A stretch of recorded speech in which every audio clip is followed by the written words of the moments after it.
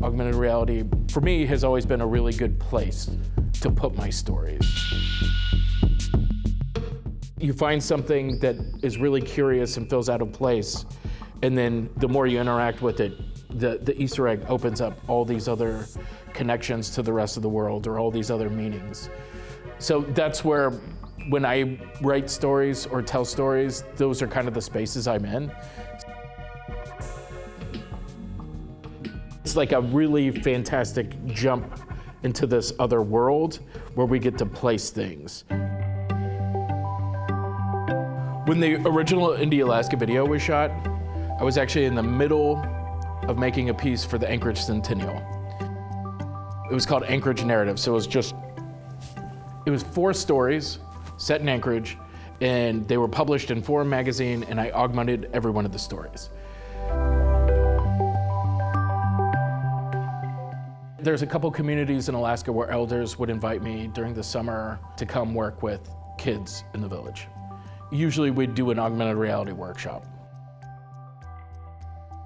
So with a couple of them, I'd say, like, wouldn't it be cool if we just took all these amazing things about all these amazingly diverse or different cultural aspects of Alaska and put it into a comic book that has an Inupiat mother and daughter. They're gonna be cyberpunks.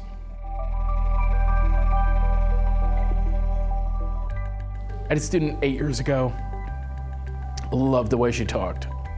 Her cadence was like a very autistic cadence. And we were drawing comics together one day, and I was like, you know, I would totally love to use your cadence in a story one time. And she was like, okay.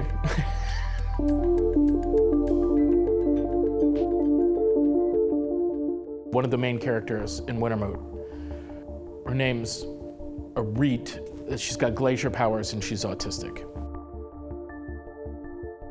Inside the comic book, they're trying to find this bad guy that's absconded with some technology or something. Then they're on an ice field, and so she decides she's gonna talk to ice worms to get the information, because the ice worms have the information. So she goes through this whole process of how do you communicate with a species that's not human. So the augmented reality, I made an animation of her info dumping on top of her comic book. And I had pages and pages of her dialogue, but I put it so that whatever she actually said to other people was just in the comic. When you put the augmented reality over top of it, you see all the things she's wanting to say and thinking in her head and processing quietly, but she really wanted to say 300 or 400 pages worth of information on these little worms. What I did want to show was the way a super interesting autistic brain would process having magic powers, doing something that superheroes do. We're not supposed to talk about all the things that are interesting to us. You know, we have to hold on to all these fascinating things. So the augmented reality is a space where you can just info dump.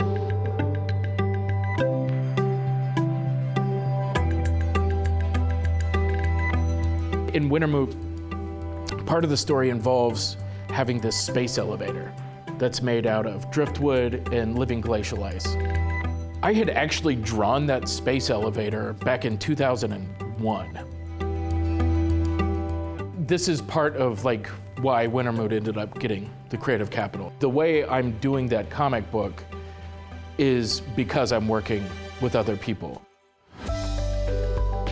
I draw the pictures on my own, I do all the editing and stuff on my own, but all of the content is generated out of a much different sphere.